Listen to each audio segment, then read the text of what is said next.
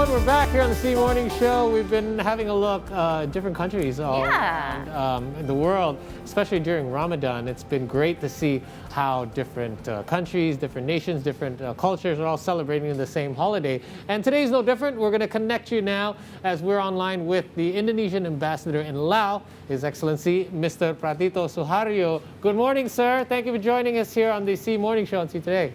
Good morning, Pak Pratito.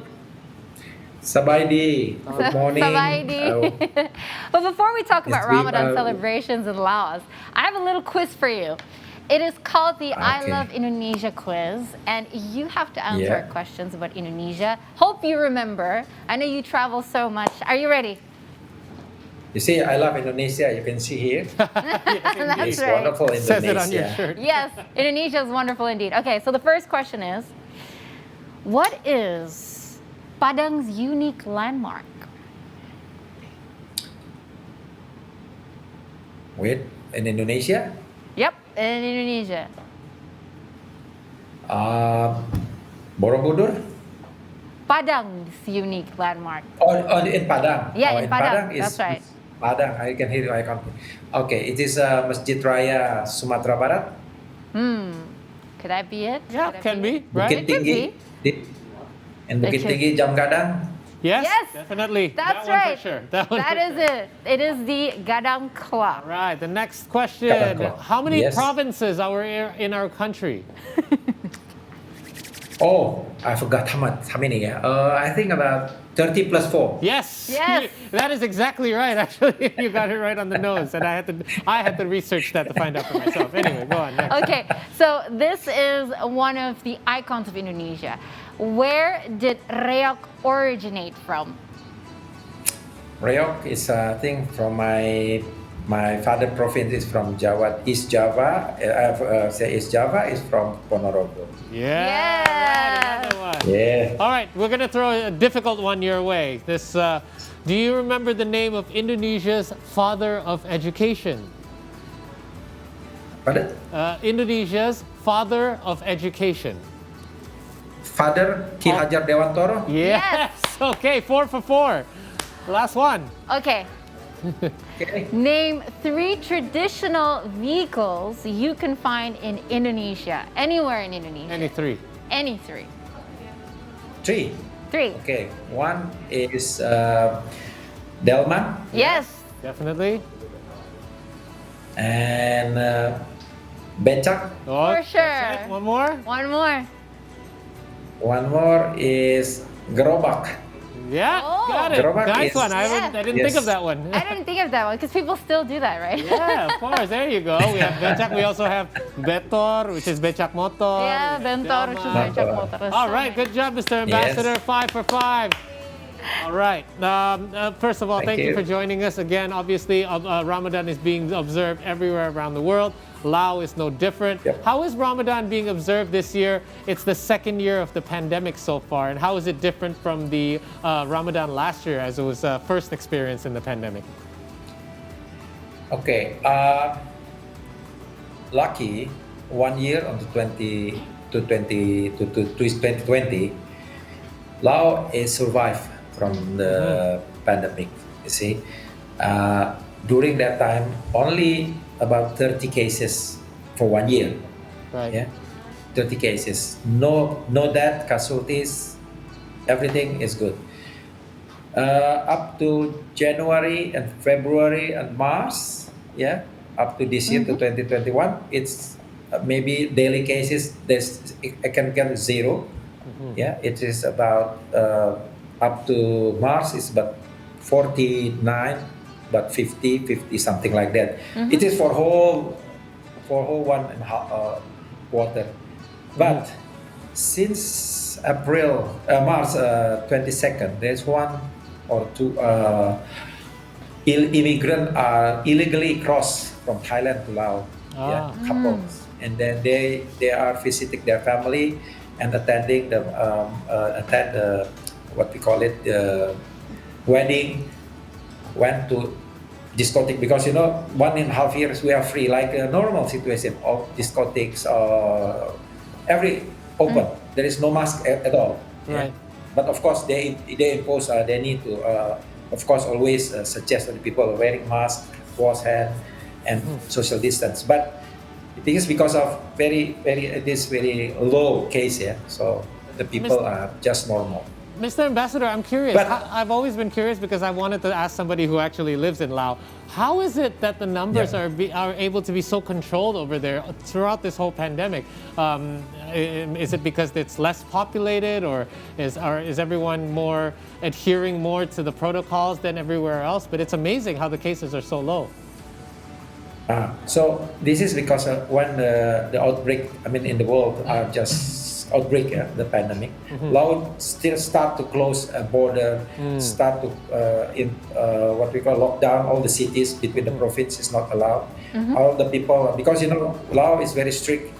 Like this is only one party, and then they are very strict government, and the people also obey all this the instruction from the government. So it made easy to control. So that's why they can avoid this one, the outbreak. But since that April, when they come illegally too, and now only between 2 weeks, now it's reached 1,000 people now. Wow. Only 2 weeks, between 2 weeks. Yeah. Now again lockdown. This is lockdown. So now you are experiencing lockdowns. Again, lockdown, the second time. So how is Ramadan being managed during this lockdown? Are you still allowed to pray in the mosques, or is everything still on strict lockdown that you have to pray at home? And so how is the Muslim community celebrating Ramadan amidst this particular lockdown? Yeah, so you see, daily life of the Muslim are normal. Yeah, there's two mosques here. There's two mosques. Yeah. The population of the Muslim is not more than maybe 500 here. Yeah, so majority is from Thailand, from Cambodia, from the South Asia, what called the Pakistani, something like that, Indian. So daily life for this are normal. They can perform the fast, and then. They can, but now after the pandemic, the mosques are again strictly prohibited more than, because the government already announced that not more than 20. So now maybe, in the mosque, very few people are now. But daily perform, it's okay. Okay. For the Muslim. Now, obviously, Iftar is one of the things, daily activities that Muslims like to observe throughout Ramadan, but that does require people getting together sometimes. What are the rules in regards to breaking fast? Are you allowed to break your fast with extended family, or do you strictly have to break your fast at home right now in the midst of this lockdown? Yeah, usually last year, and maybe the first day of the Ramadan in Laos this year, we get together with the Indonesian community. So even we have organized fast and taraweh, at the embassy. We organized that. But only one day that time. After that, the outbreak is come. So now the government announced that not allowed. But for family, you see sometimes that, of course, in the embassy, because we know each other, some them can come. And they can come to the embassy. We to the residents. Sometimes they can organize only few people, very limited. We breaking fasting together. Some we have a musalla at the embassy. Sometimes perform taraweh, very limited. Very limited. But it's continue. Yes.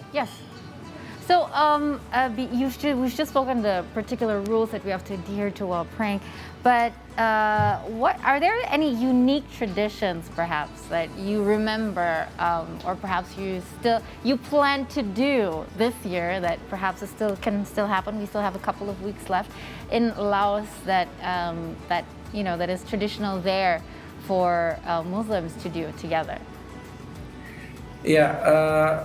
Regularly, we used to celebrate the Eid al-Fitr, at the mosque in the morning. At the mosque, we have here in Laos, two mosques, which is one is belong to the South Asian people. I mean, this Jamaah, something like that from Pakistan, and the last one is it is Cambodian, which is all the Cambodian, which is they speak Malay, so easy for us for perform Jumat, Right. in Bahasa. I mean Malay. So many Indonesians are Brunei, Malaysia also went to this mosque. So every morning during the Eid Fitri, we have either salat Eid Fitri there, and we have performed. I mean the what we call it is lontong, sayur, and we provide sometimes something like that together. Yeah, there is a house of one of the, I mean the Lao, but who are now become a Muslim. Yeah, it's close the mosque, and he always open house, and we invite all the Muslims in Laos, because it's not more than that time 100 something like that, to having this one of lontong sayur and Laos, some food there in this every year. No. Since you, Mr. Ambassador, since you mentioned food, it's one of my favorite things to do during Ramadan is to break the fast and find certain types of food that are only unique in Ramadan. There's certain things that you can only find 1 month out of the year here in Indonesia. Now, usually so far this month, we've been asking different people from different countries, and we found that there are certain types of food that are unique to the region or to that particular country. How about in Laos? I've never had a chance to travel there yet. I don't know what the culinary is like over there. Can you give us an idea of what people normally look for to break their fast? Maybe something sweet or some of things that are dishes that are unique to that country. Yeah, I think Laos is Asian country. I mean, all mix of religion here and also traditional. Laos food is like same like Thailand. Yeah. So there's a sweet like kolak. You can find here. You can find kolak here. Yeah. You can find what we call it, this like cendol. It's a traditional here in the market. You can buy that. Yeah. With the gula merah with the aren. Oh, so nice. Yeah. So I think it's not difficult to find Asian food here. Yeah. Especially if in the local community, Indonesian community, Asian community, we always provide kolak, durian, nangka, this jackfruit. Yes. Jackfruit, and some of the food like almost the same. Yeah, I mean it's similar like in Thailand. It's rice. Yeah. The Lao food is majority they eat rice and rice. Okay. Yeah, so it means all the snack sweet is almost the same with Indonesia, like layer cake they have here. A lot of similarities, it seems. Yes, similar taste. There's one green and white, something like that. It's similar, so it's easy. I feel right at home over there. Feel right at home. Okay, but I like home. One last question for me, because you have been away from home for quite some time. Is there something that you particularly miss about home and Ramadan? Of course, after how many 1.5 year. Yeah,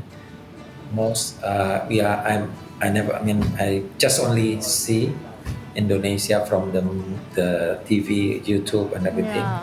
Sure. We miss, this Indonesian traditional in our particular at our home.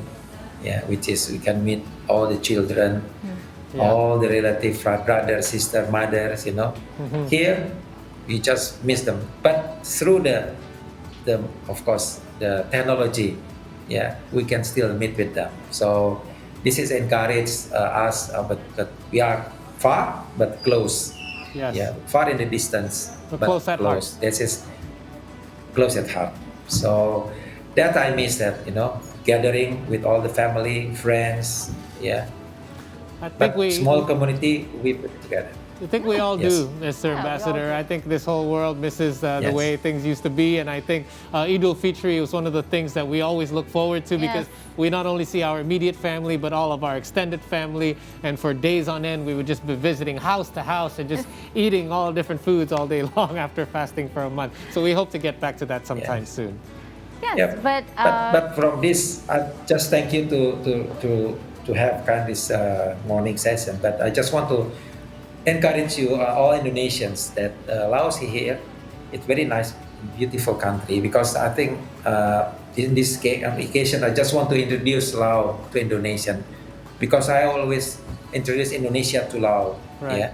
Yeah. So, thank you very much for your time. I mean, to invite me to this one. It looks beautiful out there, Mr. Ambassador. We really look forward to one day being able to travel freely again and definitely make a trip out there. Thank you very much, Mr. Ambassador. Thank you, Mr. Ambassador.